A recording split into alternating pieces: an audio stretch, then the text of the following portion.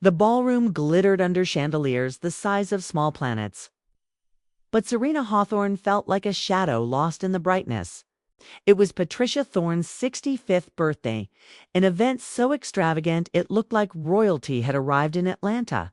Serena smoothed her homemade dress for the 10th time, wishing it didn't look so painfully plain beside the diamond-covered gowns around her. I share new life stories here every day, and I would really appreciate it if you hit subscribe and liked my video. Now let's jump back into my story. I'm sure you'll love it. If you keep listening till the end and tell me from which part of the world you are watching this story, I am interested to know how far away this story traveled. Marcus moved through the crowd like a star, laughing, shaking hands, pretending he wasn't ashamed of the woman standing alone by the column. When he finally noticed her, his face tightened with irritation, and he grabbed her elbow so hard it made her wince. "Why are you standing here like a stray?" he hissed. "Get to the main table and try not to embarrass me." Serena nodded, swallowing the hurt the way she had for 10 long years. Patricia Thorne held court at the head table like a queen. Serena approached timidly, champagne in hand, and whispered, "Happy birthday." Patricia spun dramatically, accidentally slamming her elbow into Serena. The glass shattered, champagne spraying across the polished floor. Conversation stopped. Music cut out. Every eye turned to Serena. Marcus exploded instantly. "What is wrong with you? Can't you hold a glass? You humiliated my mother in front of the entire city." "She bumped me," Serena whispered. "Shut up." Marcus's roar echoed through the ballroom. He dragged her toward the exit like an unruly child, his grip cruel and punishing. Guests stared, some smirking. The humiliation was absolute. "Get her out," Marcus ordered his security. "Shove her in the car and lock it." Moments later, Serena found herself trapped in a luxury sedan, doors sealed. She pounded the window, sobbing, mascara streaking down her face. The ballroom lights blurred through her tears. Her life felt over. Then, a voice, "Serena." To James, the quiet driver who had served the family for decades, turned off the engine and looked at her through the rearview mirror. But this wasn't the gentle, apologetic gaze she knew. This was firm, unshakable. "Your father has finalized the transfer," he said. "This car, this security team, the company, everything is now yours. Marcus Thorne is no longer the owner. You are." Serena blinked at him, stunned. "What did you say?" He handed her a tablet. She stared at the state corporate registry. "Owner Serena B. Hawthorne, CEO contract. Marcus Thorne expired. He was never the owner," Mr. James said. "Just a hired manager for 10 years. His contract ended last night. Your father wanted to test him. And today, Marcus failed." Serena's breath trembled. "Why would my father stay silent all these years?" "So you'd see who Marcus really is," Mr. James replied. "And he planned to destroy you. He was serving you divorce papers tomorrow morning. Look." He handed her a printed petition, Marcus seeking everything, leaving her with nothing. Something inside Serena cracked. Her tears stopped. A cold, clear resolve replaced them. "Open the door," she said. Mr. James obeyed instantly. Serena stepped out not as Marcus's victim, but as the rightful owner of everything he thought was his. When the ballroom guards tried to block her, Mr. James gave a single nod. They stepped aside without hesitation. Serena walked back into the ballroom. Music died. Conversations halted again. All eyes turned. Marcus stormed toward her, sputtering with rage. "Didn't I tell you to?" Serena walked past him as if he didn't exist, stepped onto the stage, and lifted the microphone. "Good evening," she said calmly. "I have an announcement." Marcus froze. Guests leaned in, hungry for scandal. "I am the sole owner of the Thorne Group of companies. This banquet is illegal and funded with misappropriated corporate money. Effective immediately, this event is over." The room erupted, and Marcus's world began to collapse. The moment Serena ended the banquet. The ballroom dissolved into chaos. Guests scrambled for the exit, eager to escape the scandal. Marcus lunged toward the stage, face red, spit flying. "You're insane!" he screamed. Security grabbed her. But the guards didn't move. They stood still. Watching Serena. Mr. James gave them a subtle gesture, and two guards stepped between Marcus and the stage, blocking him like he was a stranger trespassing in his own fantasy. Mr. Thorne, one said bluntly, "Please step back. That's the owner." Marcus froze. The humiliation hit him like a bullet. By morning, he was at the company headquarters, furious and determined to reclaim control. He swiped his access, card denied, again denied. "This is a glitch," he shouted. "Open the doors." Lena at the front desk trembled but pointed to the board of official notices. His removal was publicly posted with Serena's signature. Marcus tore it down. "This is fake. I've built this company." "You were an employee, sir," Lena whispered. Marcus stormed out, convinced he could force Serena to reverse everything. He arrived at home, pounding the gate keypad. Nothing. Locked out. He kicked the metal gate until the neighbor threatened to call the police. From the upstairs window, Serena watched her husband unravel, screaming and shaking the bars like a madman. "Maybe I should talk to him," she whispered, her body remembering the old habit of submission. "No," Mr. James said firmly behind her. "He planned to discard you today." He placed a cardboard box on the WINDOWSILL. Inside were hidden camera photos of Serena and her father from years ago, taken months before. "She ever met Marcus. He studied you," Mr. James explained. "Your father funded the company but added one condition. Marcus had to stay married to you for 10 full years. He married you for business, not love." Serena's heart dropped. Folder after folder revealed every secret. A contract stating Marcus would gain ownership after 10 years. A clause stripping him of everything if he initiated divorce before the deadline. Emails to his lawyer. Throw her out the morning of the 16th. She gets nothing. Serena's expression hardened. 10 years of cooking, cleaning, sewing, enduring Patricia's cruelty. All for a contract. A job. A performance. Outside, Marcus kicked the gate again until police sirens wailed. Officers dragged him away screaming. "Let him go," Serena ordered. "I don't want him jailed yet." Her voice had changed. Steel, not sorrow. The door suddenly burst open. Patricia stomped in, still in her wrinkled velvet gown, eyes wild. "You destroyed my son," she shrieked. "You embarrassed us. Get out of my house." She raised her hand to slap Serena, but Serena caught her wrist midair. "Don't ever touch me again." Patricia stumbled back, shocked. Serena calmly placed a document in front of her. "Your condo. Marcus mortgaged it. The bank owned by my father's holding has full rights to seize it. You have 24 hours to vacate." Patricia turned pale. "He would never." "He did. And since the bank is under my authority now, I'm enforcing the eviction." Patricia collapsed into a chair, panic and rage blending into something grotesque. "He wrote to you," she blurted suddenly. "Your father. He wrote every month. I stole the letters. I wrote back pretending to be you, telling him not to contact you unless he sent money." Serena felt the ground shift beneath her feet. Her father hadn't abandoned her. Patricia had poisoned everything. "You're a monster," Serena whispered. Patricia lifted her chin defiantly. "I did what was needed. You were in the way." Mr. James stepped forward. "Shall I throw her out now?" "No," Serena said. "We'll do this properly. She has until tomorrow to produce the letters. Every last one." Patricia scrambled out of the house, terrified. Serena wiped her eyes just once and stood tall. "Let's go." She told Mr. James, "It's time to look at the company books. I need to know everything Marcus wasted my money on." And with that, the real war began. The boardroom felt like a battlefield waiting for its first explosion. Serena stood at the head of the long glass table, no trembling hands, no shrinking posture. The executives filed in silently, exchanging glances with Mr. James, who stood like an immovable pillar behind her. As of today, Serena began. Marcus Thorne is permanently removed from all company roles.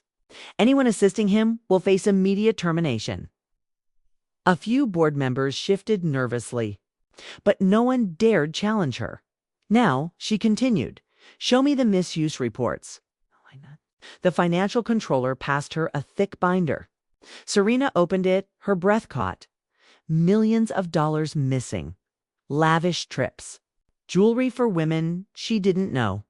A vacation villa in Turks and Caicos. Exclusive cars. Consulting fees that were nothing. More than money flushed into Marcus's secret. Accounts. Then she turned the page. Her stomach dropped. Marcus had been financially supporting another woman for 8 years. Woman who had 2 children. Children who carried Marcus's last name on the birth certificates. Serena clenched the binder so tightly her knuckles whitened. He used my company money to fund his second family, she whispered. Linda nodded. He kept every transaction off book. But now that everything is yours, we traced it. Serena inhaled slowly, controlling her voice. Freeze every asset he has access to.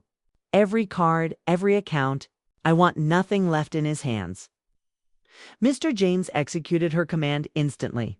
Meanwhile, miles away, Marcus was pacing his cousin Andre's apartments, wedding, frantic, desperate. His phone buzzed over and over with notifications. Account frozen, card declined, access Arrivo KD. Hurled the phone across the room. This is illegal. She can't do this. I built that company. Andre raised his eyebrow. Marcus, you didn't build anything. Her daddy funded the whole thing. You were the face. A mascot. Marcus lunged at him, grabbing his shirt. Shut up, she stole my life. No, Andre said calmly. You stole hers first. Marcus shoved him away and stormed out. Back at the office, Serena had moved to the HR department. She opened a locked drawer labeled Employee Concerns. Inside were dozens of anonymous complaints. Marcus making staff run personal errands, forcing female employees to accompany him on trips, threatening to fire anyone who mentioned Serena's name, calling Serena the charity case. Serena closed the drawer with a soft click. Enough, she said. I want a full staff meeting in 15 minutes. Employees poured into the atrium anxiously. Serena stepped onto the stage. You don't have to fear anymore, she said. Starting today, every abusive policy Marcus implemented is canceled. Anyone he fired unfairly will be reinstated, and every employee will receive back pay from funds he misused. A wave of stunned murmurs rolled across the room. One woman started crying. Another applauded. Then the entire atrium erupted with claps. Whistles, cheers. For the first time in her life, Serena felt powerful. When she arrived back home that evening, Patricia was waiting at the gate, clutching a box filled with yellowed envelopes. She shoved them at Serena. Here, they're all here. Your father loved you. Now give me my house back. Serena sifted through the letters, handwritten notes from her father, describing how proud he was, how much he missed her, how he tried to reconnect. Patricia's lies poured through every page. You kept my father from me, Serena whispered, because you wanted Marcus to qualify for that contract. Patricia's voice trembled. I did what any mother would do. You did what a greedy woman would do. I want my home. Patricia screamed. You have 10 minutes to leave my property, Serena said softly. After that, security escorts you out. Patricia froze, her world crumbling. She backed away slowly, defeated. Serena carried the box of letters inside, tears sliding down her face. But this time they weren't tears of weakness, they were tears of awakening. Mr. James entered quietly. Ma'am. There's more. Serena wiped her cheeks. What now? He handed her a sealed envelope from her father's lawyer. Her hands shook as she opened. Inside was a document, a transfer of ownership for a new estate. A mansion left solely to her, her father's last gift. Serena stared at it. Breath caught. And then Mr. James said the words that pushed everything into motion. Marcus knows about this house. and he's on his way there now. Serena froze, and the chase began. Marcus drove like a man possessed, tires screeching as he tore down the quiet roads toward the newly discovered mansion, Serena's mansion. His thoughts spiraled into madness. She had humiliated him, taken the company, frozen his money, made security reject him. And now she had an entire estate left to her by the man he despised most. He gripped the steering wheel until his knuckles turned white. This was supposed to be mine, he growled. All of it. The sky shifted into dusk by the time he reached the long stone driveway. Massive wrought iron gates slid open not for him.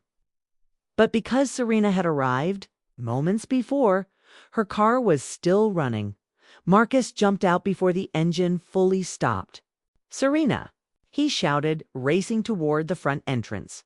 Inside the mansion, soft lights illuminated the spacious foyer, white marble, twin staircases, quiet elegance. Serena walked forward slowly, absorbing the reality of the gift. Her father's presence felt alive in every corner.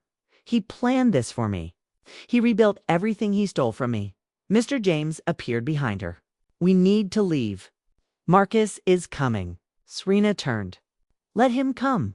This ends today." Mr. James opened his mouth to object, then stopped. There was something different in her eyes. No fear, no shaking.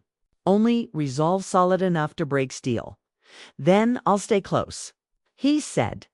The front door burst open. Marcus stood there, face twisted with desperation, rage, and something darker. "Serena, baby, we need to talk."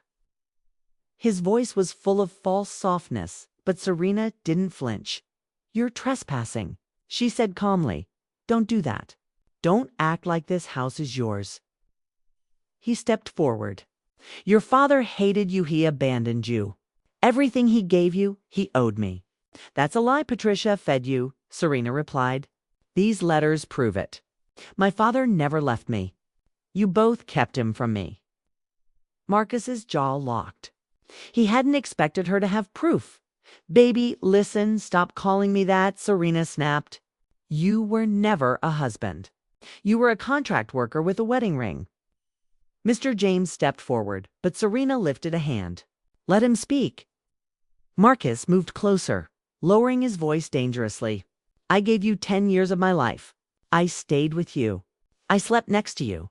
I pretended to love you. I earned that company." "No," Serena replied. "You earned a salary. And then you tried to discard me before the deadline so you could keep everything without holding up your end." His face twitched. Exposed. Serena continued, voice steady. "You didn't just cheat on me. You built a second family with my money. You treated your employees like garbage. You humiliated me every chance you got. And now you want me to save you?" Marcus lunged forward, grabbing both her arms. "You owe me." Mr. James jumped between them in a flash, yanking Marcus backward. Marcus shoved him away, stumbling. "Get out of my way, old man." "You will not lay hands on her again," Mr. James warned. Marcus's eyes darted around the foyer. He was losing everything. Panic began to override rage. "Fine," he muttered. "Fine. I'll leave. Just give me something. The villa. One car. A bank card. Something." Serena stared at him with a stillness that cut deeper than anger. "You get nothing." Marcus's breath hitched. "You chose greed. You chose lies. You chose to hurt me. Now you live with the consequences." Marcus's entire face collapsed. He let out a choked sound, part rage, part desperation. "You're going to regret this," he whispered. "No," Serena said. "I'm finally free." Mr. James stepped forward. "Marcus Thorne, your trespassing has been recorded. You are to leave immediately." Marcus backed toward the door, trembling with fury. "This isn't over." He screamed before running outside, but as he reached the driveway, he froze. Police cars. 3 of them. Josh, the family lawyer, stepped out. "Mr. Thorne, the company has filed charges for embezzlement, fraud, and identity falsification. You need to come with us." "No. Serena." But Serena didn't move. She watched as Marcus was handcuffed and forced into the back of the police cruiser, his screams echoing into the night, swallowed by the vast silence of the estate that would never belong to him. Inside, Serena placed her father's letters on the foyer table. She ran her fingers across them, tears rising not of pain, but healing. She whispered softly, "I'm okay, Daddy. I'm finally okay." Mr. James stood respectfully behind her. "What now, ma'am?" Serena lifted her head, calm and powerful. "Now we rebuild my life. And this time, I choose peace." She stepped into the light of her new home, her new beginning. And for the first time in 10 years, Serena Hawthorne could breathe. Thanks for watching. Till end, please like and subscribe my channel. I will be very thankful to you. Sometimes life takes turns we never expect. Every person in this story carried their own pain, their own choices, and their own consequences. Maybe you saw yourself in one of them, or maybe it reminded you of someone you once knew. What do you think happened next? What would you have done if you were in their place? If you have any questions about what happened to the other characters, or if you want me to share more about them, just comment below. I read every message you leave, and your thoughts truly mean a lot to me. And if this story touched your heart, inspired you, or even made you think differently, please take a second to like this video and subscribe to the channel. It helps me keep sharing stories that move people, open minds, and remind us we're all human. At the end of the day, your support keeps these stories alive.